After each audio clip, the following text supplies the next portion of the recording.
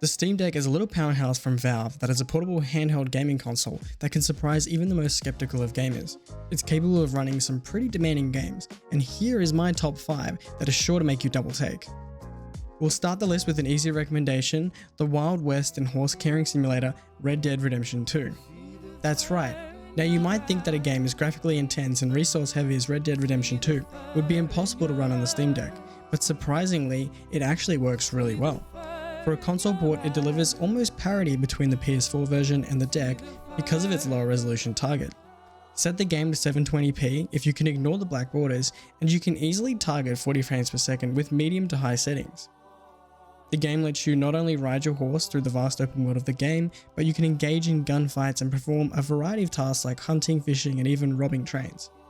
It's like having your very own cowboy adventure in your pocket, or more accurately, in your backpack. Just be sure to pack an extra battery because you might be playing this one for a while. Number 4 on our list of the most surprising games that run smoothly on the deck is Spider-Man Remastered for the PC.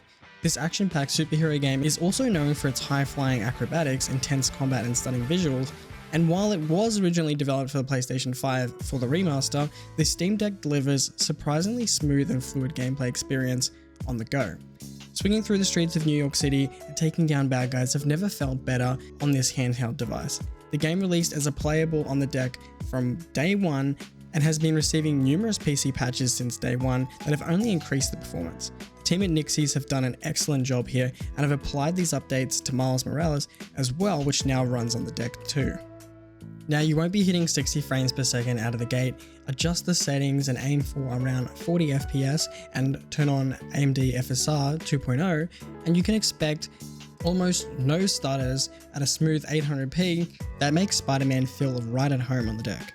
Unfortunately, battery life may be damned with this one, and don't expect to be getting more than 2 hours of play if you're a fan of the Web Slinger.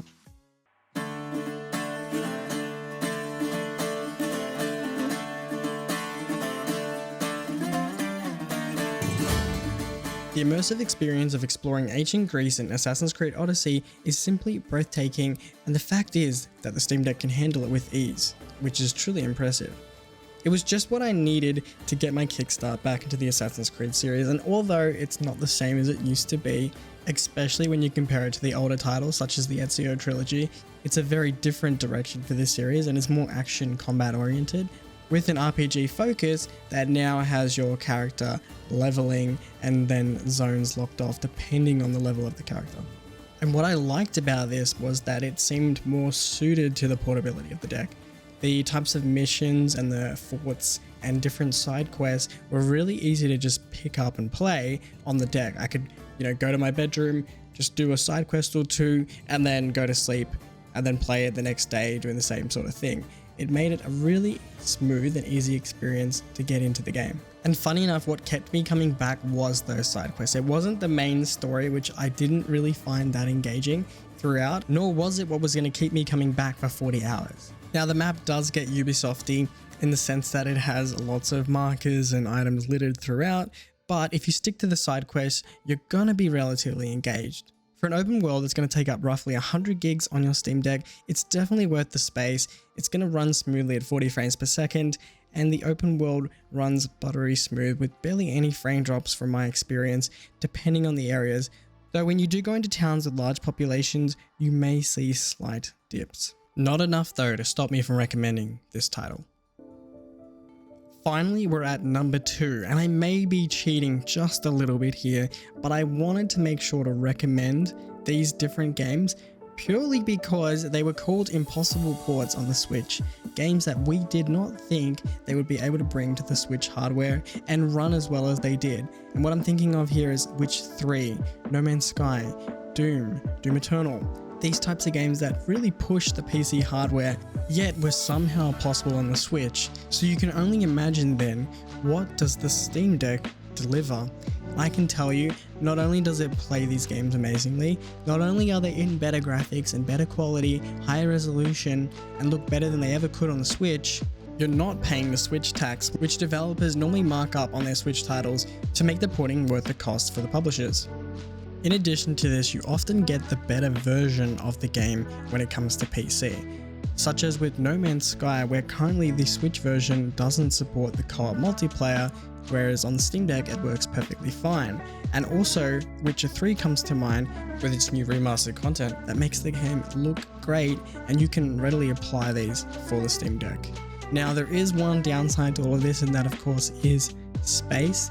The Switch versions of these games are a lot smaller and made for the Switch, so they don't include all the assets and the bigger file size that come with the PC ports. Now, this is something that I really hope Valve addresses and maybe offers different download versions of games with lower textures so that they don't have to take up as much space as a result of how successful the Steam Deck has been.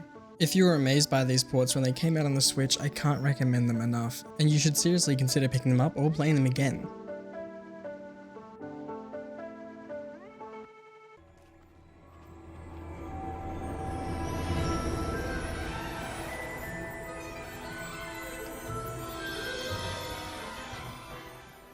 That's right, we've finally made it to number 1, and it goes to Hogwarts Legacy. The reason it takes number 1 is not just because of the scale of the game, but through its recent launch on PC, it's been rough to say the least, and with the early access that was given to players 3 days before the day 1 patch, there was definitely some kinks that even the most kitted out PC rigs were struggling to run the game. The Steam Deck, however, handles the game surprisingly well. With a bit of tweaking and adjustments to the game settings, I found that it ran smoothly with minimal lag and stutters, especially after the day 1 patch, which seemed to have ironed things out further. Set in the wizarding world of Harry Potter, it allows players to create their own characters and attend Hogwarts.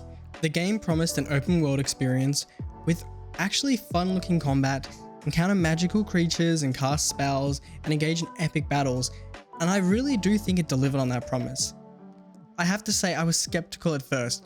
When I saw Avalanche Software and the back catalogue of games that the developers had worked on, I definitely had concerns, but they turned out to just not matter at all.